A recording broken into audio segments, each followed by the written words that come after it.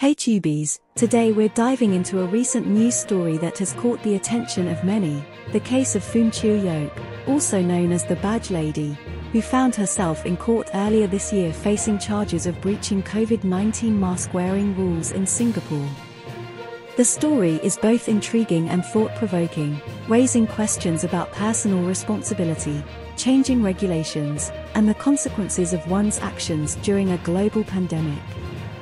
Phoon Chiu Yoke was accused of going maskless on 3 separate occasions at Orchard Road, despite mandatory mask-wearing rules being in full effect at the time. The charges alleged that she was seen without a mask outside the Mandarin Gallery, walking past a Victoria's Secret outlet, and even inside Ion Orchard. And recently, Phoon has been convicted of all these charges, marking a significant development in her legal battle. The evidence against Phoon was reportedly strong, with video footage and witness identification playing a key role in establishing that she wasn't adhering to the mask-wearing requirements. These days, surveillance cameras and social media platforms can capture our actions in ways we might not have even imagined. In this case, the evidence pointed to a clear violation of the rules. Now, it's essential to understand the context of the mask-wearing rules in Singapore. The article notes that mask-wearing was declared optional outdoors from March 29, 2022, and optional indoors from August 29, 2022. However, the incidents in question happened before these dates, and Phoon's defense rested on the timing of the rules. She argued that the charges against her were vindictive, given the relaxation of the rules. But the court clearly took a different stance, emphasizing that these rules were in place at the time of her alleged violations.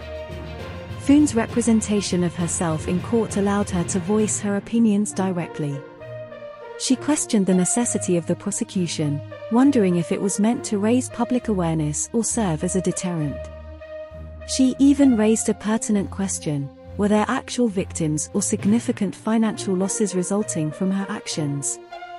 Her perspective highlights the broader ethical questions around prosecuting individuals for actions that were once deemed unlawful but no longer carry the same legal weight. Interestingly, Phoon was also charged with failing to attend an interview by the Singapore Tourism Board, STB.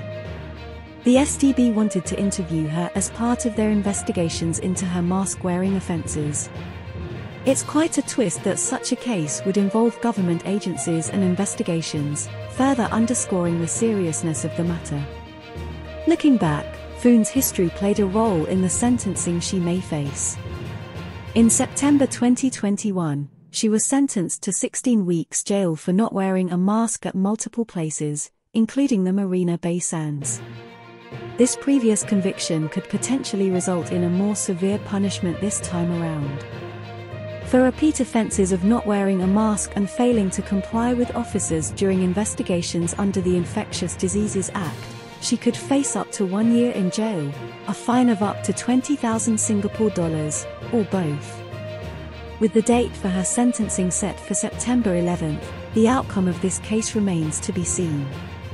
As we reflect on this story, it's a reminder of the intricate balance between personal freedom, societal rules, and public health during challenging times. Now, I'd love to hear your thoughts on this case. Do you think the charges were vindictive, as Phoon suggests? Should individuals be held accountable for actions that were once against the law but are no longer? Share your opinions in the comments below. And if you found this story interesting, don't forget to hit the like button, share with your friends, and subscribe for more thought-provoking content. Until next time, stay informed and stay curious.